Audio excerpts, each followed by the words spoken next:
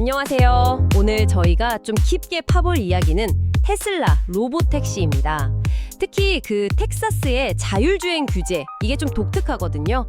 이게 테슬라 서비스 확장에 어떤 의미가 있는지 좀 자세히 들여다보려고 합니다. 네, 안녕하세요. 텍사스 규제가 흥미로운 지점이 많죠. 맞아요. 그 핵심이 텍사스주 상원법안 2205호 이거잖아요. 이 법안 때문에 주 정부가 자율주행 규제 권한을 다 갖고 오스틴 같은 개별 도시가 자체 규제를 못 한다는 거죠. 네, 바로 그겁니다. 주 차원에서 딱 통일시킨 거죠.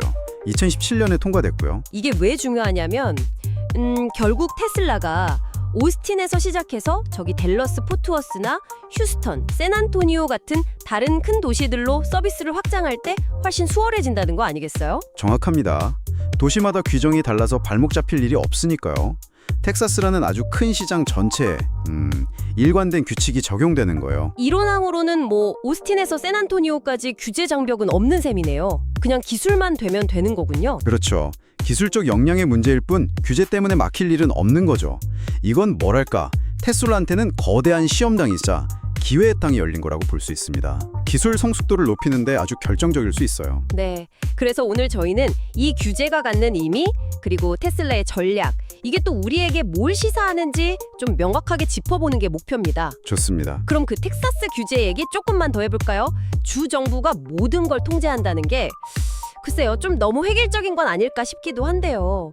도시마다 교통 상황이 천차만별일 텐데. 영상에서는 사실 그런 부작용 우려보다는 규제 통일성이 가져오는 그 규모의 이점에 훨씬 더 주목하는 것 같아요. 아, 규모의 이점이요? 네. 그러니까 테슬라 같은 기업 입장에서는 여러 도시로 빨리 확장하면서 데이터를 쌓고 또 시스템을 개선할 그런 기회를 얻는다는 거죠. 각 도시의 어떤 특수성 같은 건 일단 운영하면서 FSD 시스템 자체를 발전시켜서 해결한다, 이런 관점인 거군요. 네, 그런 뉘앙스입니다. 텍사스 전체가 그냥 하나의 거대한 테스트베드다, 이렇게 보는 거죠. 아하, 규제를 단순화해서 기술 개발 속도랑 확산 속도를 그냥 확 끌어올리겠다, 이런 전략이군요. 맞습니다. 그런 맥락에서 보면 테슬라가 개인 고객한테 그 감독 없는 완전 자율주행 FSD 기능 있잖아요. 그걸 바로 팔기 전에 로도택시 서비스로 그냥 직행하는 것도 좀 이해가 되네요. 그렇죠. 영상 분석처럼 이건 기술에 대한 팀 전체의 뭐랄까, 대단한 자신감을 보여주는 거죠. 자신감뿐만 아니라 뭔가 가장 빠르게 지속 가능한 운송으로 가고 또 동시에 가장 빠르게 수익을 내겠다, 이런 공격적인 전략으로도 보이고요. 정확해요. 아주 공격적인 전략입니다. 그래서 우리가 주목해야 할 지표가 있어요. 그냥 총 주행거리가 아니고요. 네, 어떤 지표죠? 바로 감독 없는 FSD 주행거리 총량, 그리고 감독 없이 운행되는 지역의 총 면적, 이 두 가지가 얼마나 빠르게 늘어나는지, 그 증가 속도, 그러니까 가속도가 중요합니다. 아, 속도의 변화율, 기울기 변화를 봐야 한다. 네, 마치 예전에 저희가 뉴럴넷 성능 향상 속도 추적했던 것처럼요. 이게 기술이 정말로 임계점을 넘어서고 있는지 보여주는 게 핵심 지표가 될 겁니다. S커브의 그 변곡점을 확인하는 거죠. 그렇군요. 그 영상 진행자가 교외 지역에서는 FSD 성능이 이미 꽤 안정적이라고 언급하더라고요. 안전 개입이 거의 없다고요. 네, 그런 언급이 있었죠. 그래서 이론적으로는 교외 지역 확장이 더 쉬울 수도 있겠다 싶으면서도 또 오스틴 시내 운전자들은 예측 불가능하다, 이런 말도 덧붙여서 실제 서비스 범위가 처음부터 넓지는 않을 수도 있겠어요. 물론 처음에는 제한된 지역에서 수작하겠죠. 하지만 말씀하신 것처럼 핵심은 그 성장 속도입니다. 얼마나 빨리 서비스 지역을 넓혀가느냐, 감독 없는 주행거리를 얼마나 빠르게 늘려가느냐, 이게 실제 기술의 진척 상황을 보여주는 가장 중요한 잣대가 될 겁니다. 알겠습니다. 이런 테슬라의 행보를 보니까 영상에서 애플이랑 비교한 것도 좀 인상 깊었어요.